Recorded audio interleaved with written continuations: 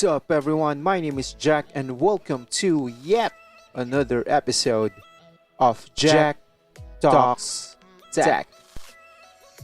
Now, whether you're listening to the podcast via Anchor, Spotify, Google Podcast, Apple Podcast, or wherever you get your podcast, thank you. I appreciate it very much. Now, you might be wondering why I don't have an episode last week. Well, it's because I'm in the hospital, but I'm perfectly fine. It's just so happened that, I became a father for the third time. So to all the members of Podcast PH and Philippine Podcast Directory who extended their greetings, I'm not gonna name names anymore. You know who you are. Thank you very much. Also, last Friday, the Philippine Podcast Directory has conducted its very first e-meetup. So, through the help of technology, we finally meet up virtually. A big shout out to all the attendees. First of all, to the organizer, Mr. Jeyan De Ocampo and Sandy, if there's any participation. They have their own podcast. It's Revisaurus. Please check it out. Just like to also make a shout out to Andrew of Farts, Rome in everywhere, Rome of Manila or Rome in Manila. To Richard, to Steve, to MJ, to Rajiv, to Carl, to Pechay, Bonnie and the gang, Wesley of Review, to GP Abrahano from the Sorcerer's Stone and the Couch Tomato, Easy Boys, JJT and MR, of course, si Bullet, and the Brain Cell, Hillary. Lastly, the reason for the upgrade, Mr. Brycan Diao. And to all the attendees who I forgot to mention, sorry na kasi we ended up late. It's been a pleasure meeting you all, guys, and hope to see you on the next e-meetup. Hopefully next month. So, Dreyan, hashtag alam na. And now that's out of the way, let's proceed to the reason why you came in for. First news. Microsoft Surface Duo, a dual screen phone, will land on September 10 for $1,399. It's been nearly a year since Microsoft has teased the future of Surface at Microsoft's Fall Hardware event. According to the Microsoft's Chief Producer Officer, he showed off two folding Surface devices, a larger folding dual screen device called the Surface Neo and the Surface Duo. The latter is the dual screen folding phone. And what a surprise! It's now available for pre-order for $13.99. As Microsoft teased last October, the Surface Duo runs Android with full access to the Play Store, which gives you access to the mobile apps you need right away, and there isn't concern about the developer adoption. For context, it looks like two tablets that's combined into one, and it can be folded. Microsoft opted for a Corning Gorilla Glass build all around the graphite gray color that looks sleek. Think of it as a book. There's also a shiny Microsoft logo in the front, and it opens to reveal not one, but two displays connected with a 360-degree hinge with bezels on the top, bottom, and sides. The Duo charges via USB-C port, and when opened, it's super thin, around 4.8 millimeters. Microsoft says it's the world's thinnest foldable device. Well, I naman, compared to the Z Fold of Samsung and Huawei's other foldable device, it only weighs just 250 grams and it's 93.3 millimeters wide and 145 millimeters tall.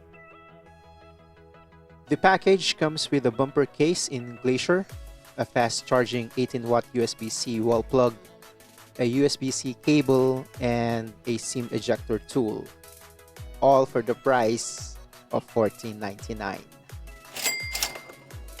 With Android on board, specifically Android 10, and a Qualcomm Snapdragon 855 processor with 6GB of RAM on the inside, it feels like a smartphone. Looks like a smartphone. With its price, it's the same as the Samsung Galaxy S20 Ultra or a maxed out iPhone 11 Pro Max. But what's the advantage? First of all, it's a Surface phone made by Microsoft. It's all about keeping your flow and letting you accomplish what you need to do. Some of the user interface elements like Windows, apps are squares with rounded edges, and the pull-down quick settings give us vibe from Windows 10. It looks quite modern. On Surface, see what I did there? This is an intriguing option. Microsoft is known for its powerful apps like Excel, PowerPoint, and Word. Oh, more than half of businesses in the world uses Office software.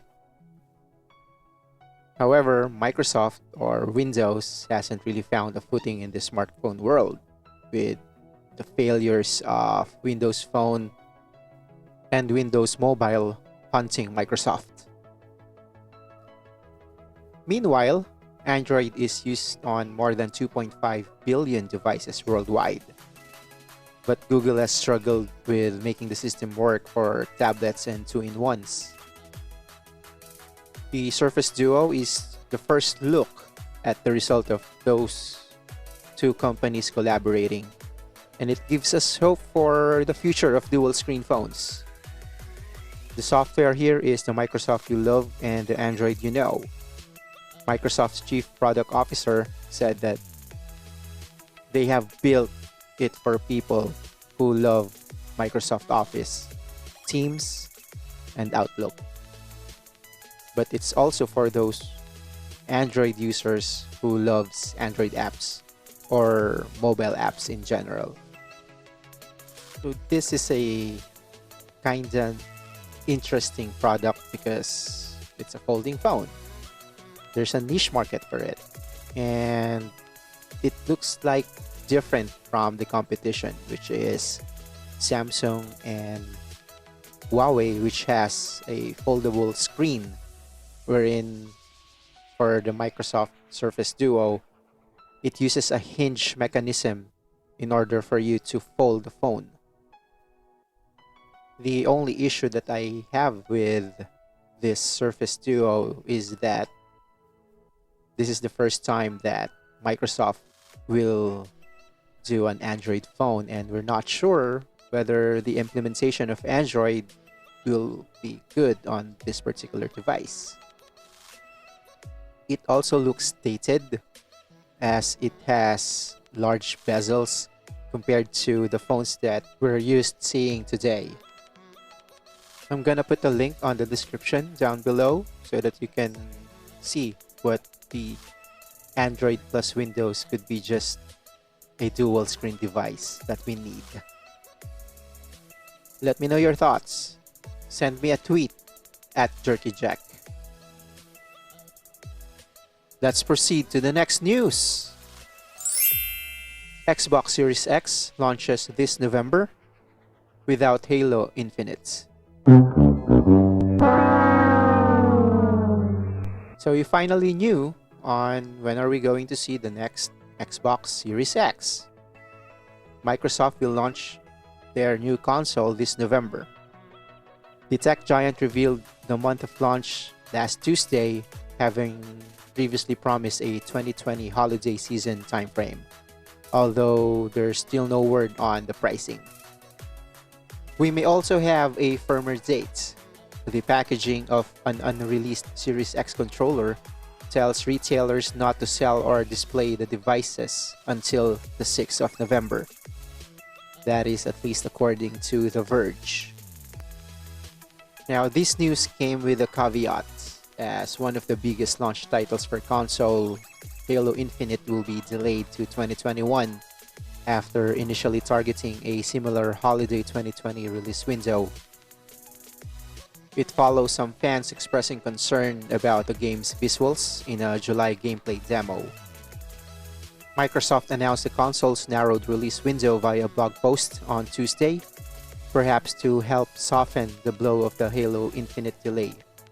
343 Industries, the team behind Halo Infinite, announced the delay on Twitter. In a post that dropped at the same time on Xbox Wire, Microsoft acknowledged the delay while placing a focus instead on the console's backward compatibility at launch, as well as the over 100 titles of the backwards compatibility games being optimized for the Series X. So there's no Halo Infinite, but you can play over 100 titles of old Xbox games on the new Xbox console.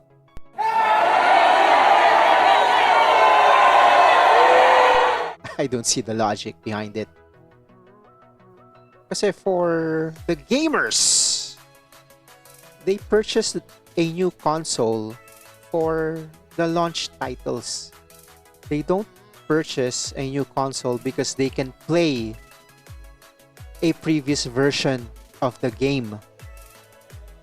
Well, for me, even though the Xbox Series X looks very powerful on paper compared to PS5, I will still opt to buy PS5 because of the exclusive games.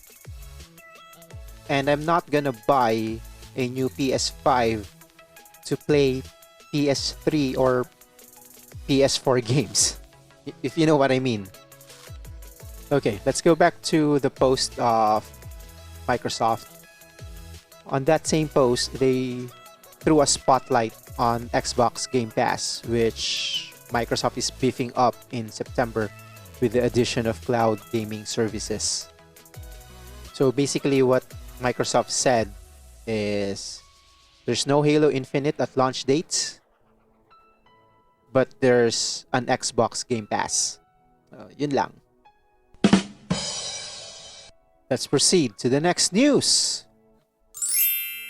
So a couple of episodes ago, I reported that Mozilla Firefox, or the company itself, Mozilla, launched a VPN service.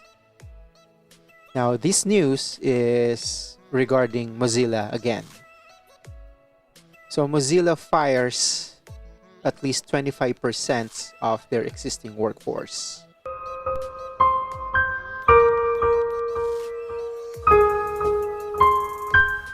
So the company Mozilla, a non-profit organization behind the development of the Firefox web browser, has announced that they are firing 250 people, or roughly 1/4 of its workforce. The company's blog post announcing these changes reads like some kind of utopian fan fiction, as it declares, quote-unquote, "Changing world, changing Mozilla," before opening with, "This is a time of change for the internet and for Mozilla. From combating a lethal virus and battling systematic racism to protection individual privacy, one thing is clear: an open and accessible internet is essential to the fight." So Mozilla has been around for 20 years, but the current economic conditions in the US are affecting everyone in new ways. According to Mozilla CEO Mitchell Baker, some consequences of the pandemic, including a major loss of revenue that has led to restructuring that will see the company become smaller and more focused on keeping itself out of the foxhole. The company also announced a new focus on economics, acknowledging that its previous business model was difficult to sustain. Baker says that the new goal will be balancing the public benefit alongside private profits to ensure Mozilla sticks around in the current climate. It's a shame to see this happening. Mozilla has been a fixture in the fight for more open internet for years. It just launched their next-gen version of its Android browser, and maybe in the future, the company is likely to home in its paid products like Firefox VPN and Pockets. It's just saddening to hear that, a big company like Mozilla cuts their workforce by almost 25%. Compared to Google, wherein they have extended their work from home policy until July of 2021. Mozilla, on the other hand, cuts their employees. Now, before we proceed with the next news of the week, I'd just like to inform you that this portion of the podcast is sponsored by the following. There is a new sizzling hot clothing brand in the market, and it is Oopsie. Oopsie Clothing is being represented by none other than the Asian cutie Albert Nicolas, Princess Thea, and they are also featured at the local recipe and Zibian, Manila. And my friends from the clothing brand is generous enough to sponsor, and they're planning to do a giveaway for all the listeners of this podcast. How to join the giveaway, you might ask? All you need to do is like the Oopsie Clothing on Facebook. That's facebook.com/oopsieph. That's OOPSSYYPH. Once that's done, take a screenshot that you have liked the page. Subscribe to my YouTube channel. The link will be on the description down below. Take a screenshot as well and send it over to me on Twitter at JerkyJeck. That's JerkyJeck.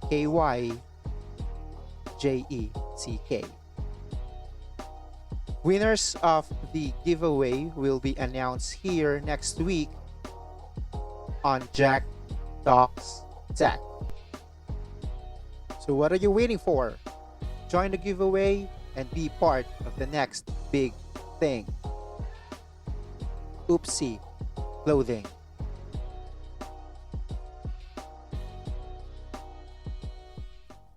Okay, so let's proceed to the next news.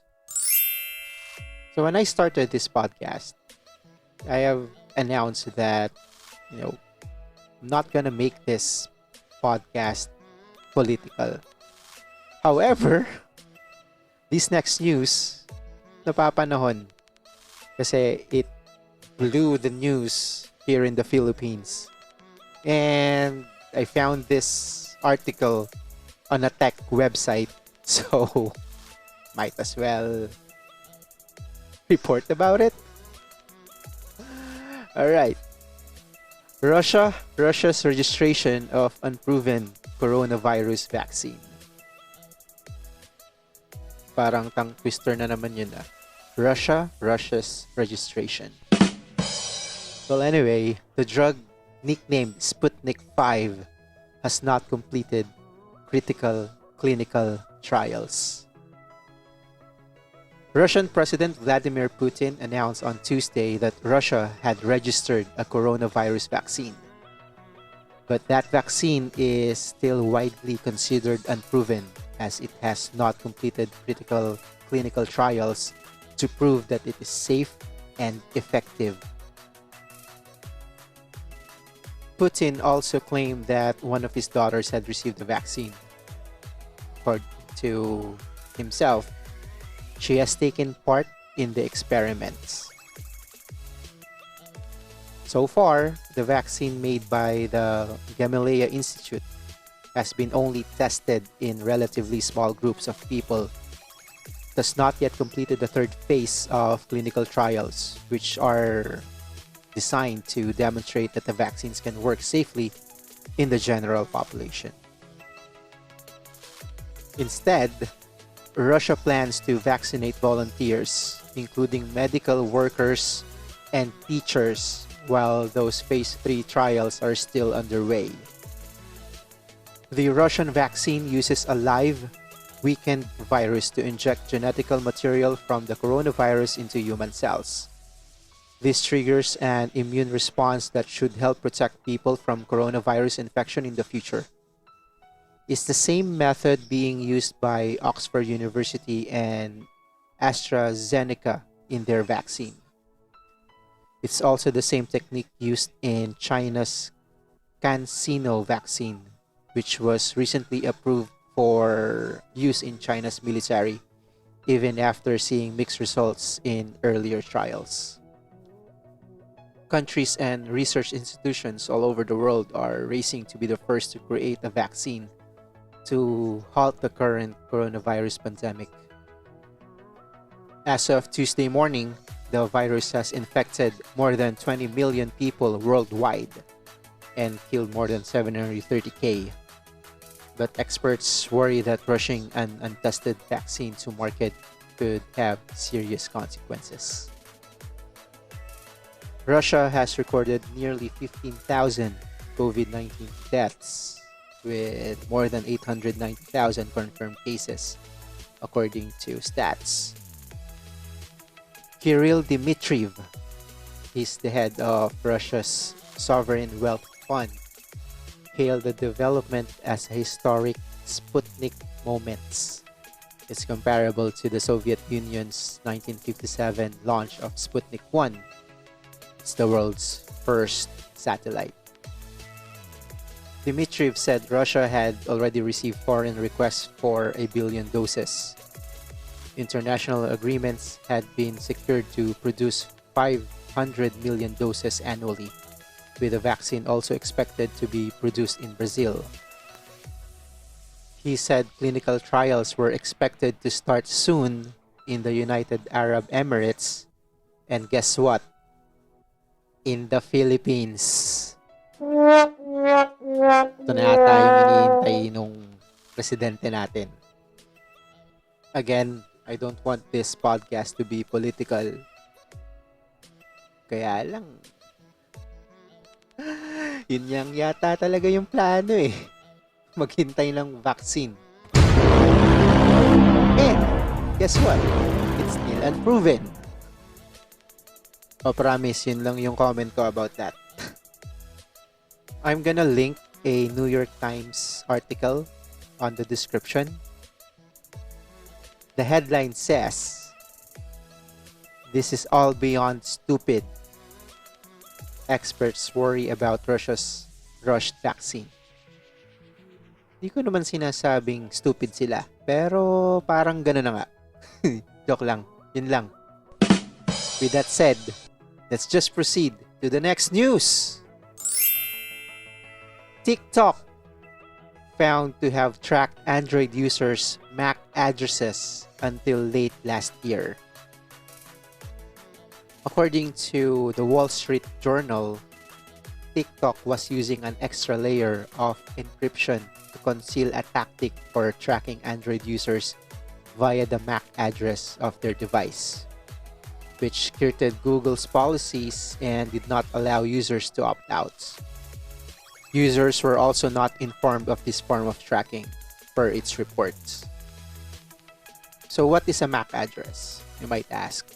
It's a unique and fixed identifier assigned to an internet-connected device, which means it can be repurposed for tracking the individual user for profiling and ad targeting purposes, including by being able to relink a user who has cleared their advertising ID back to the same device, and therefore to all the prior profiling they wanted to jettison.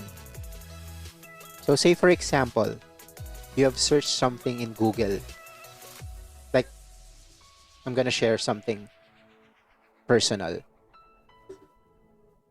A couple of years ago, I tried searching for a Star Wars case for my Note 8 at the time.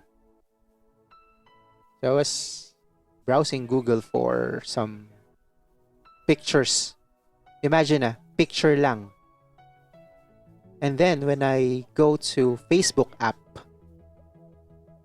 the same picture showed up on my timeline, on my newsfeed.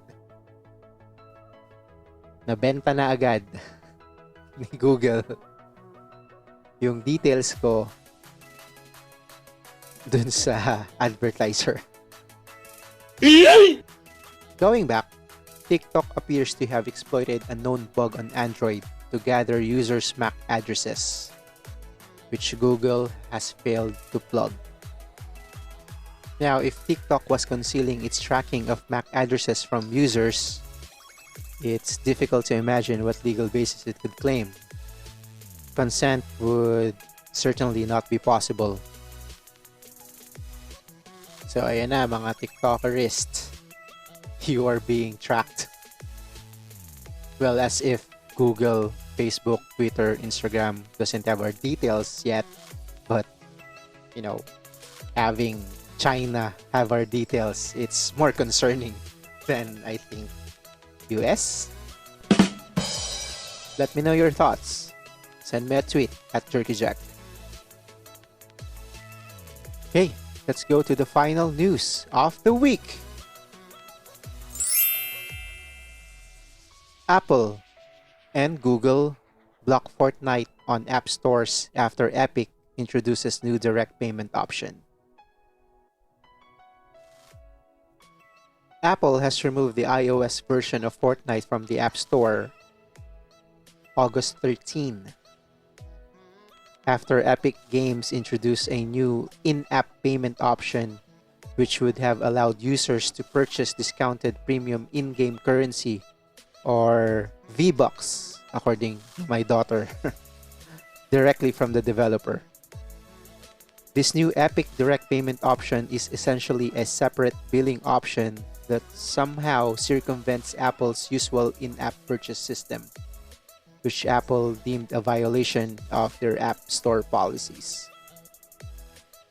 Epic has responded by taking legal action against Apple, taking aim at Apple's anti-competitive restrictions on mobile device marketplaces. By removing Fortnite from the App Store, users will not be able to install or update the game on any iOS device until further notice.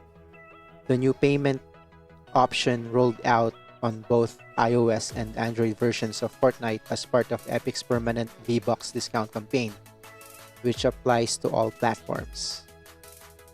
No separate billing system was introduced for the game on PC and console platforms.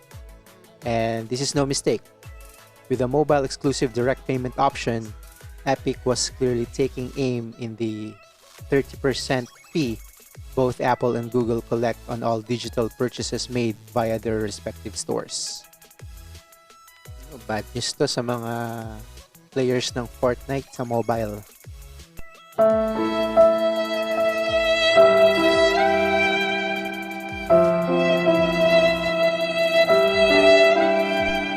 You can no longer update your app on your phone or tablet until further notice.